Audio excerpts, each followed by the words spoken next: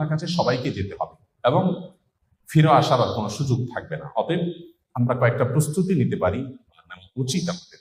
Number 1, আমার ইমানটাকে একটু পরখ করা, যে আমার ইমানটা আসলে ঠিক আছে কিনা, আমার বিশ্বাসটা, আমার ফেইথটা ঠিক আছে কিনা, কোনো ত্রুটি আছে কিনা, এটাকে নিয়মিত কারেকশন করা, বিশ্বাসটাকে, ইমানটাকে ঠিক করা। নাম্বার 2, ভালো কাজ দিয়ে গোটা জীবনকে সাজানোর চেষ্টা করা, যে আমার প্রতিটি কাজ হয় ভালো নয় মন্দ, হয় নেকামল হিসাবে গণ্য হবে না বদামল হিসাবে গণ্য হবে।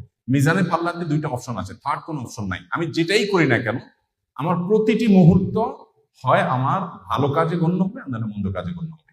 অতএব এই বিবেচনাটা সবসময় করে হিসেব করে চলা।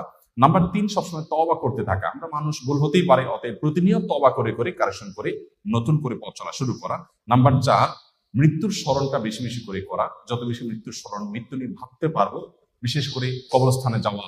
মাঝে মধ্যে কোনো মানুষ মারা যায়নি, তারপর আপনি কবরস্থানে চলে গেলেন আত্মীয় স্বজনের কবর জিয়ারত করার জন্য, কিছুক্ষণ দাঁড়ালেন, তাদেরকে সালাম বিনিময় করলেন, আপনার ভিতরে ভাবোদয় হবে যে আমাকে একদিন আসতে হবে এই জায়গাটাতে। নাম্বার 5, কোনো ওসিয়ত করার থাকলে মৃত ব্যক্তি মৃত্যুর আগে জীবিতদের উদ্দেশ্যে ওসিয়তনামা লিখে রেডি করে রাখা, মৃত্যুর প্রস্তুতির অংশ। এবং সেটা একজন মানুষ তরুণ বয়স থেকে, যুবক বয়স থেকেই করতে পারেন, কোনো অসুবিধা নেই।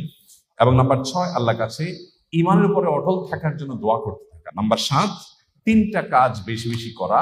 একটা হলো উপকারী ইলম, উপকারী জ্ঞান মানুষকে সরবরাহ করা। দ্বিতীয় হলো সদকা জারিয়া, যেটার দানের স্থায়িত্ব থাকে। আর তৃতীয়ত হলো নেক সন্তান, ভালো সন্তান রেখে যাওয়া। এগুলো আমরা জীবিত থাকতে নিজেদের জন্য আমরা করে যাব এবং প্রস্তুতির অংশ হিসাবে করব। আর মৃত ব্যক্তির জন্য আমরা দোয়া করব, দান করব, বিশেষ করে সদকা জারিয়া।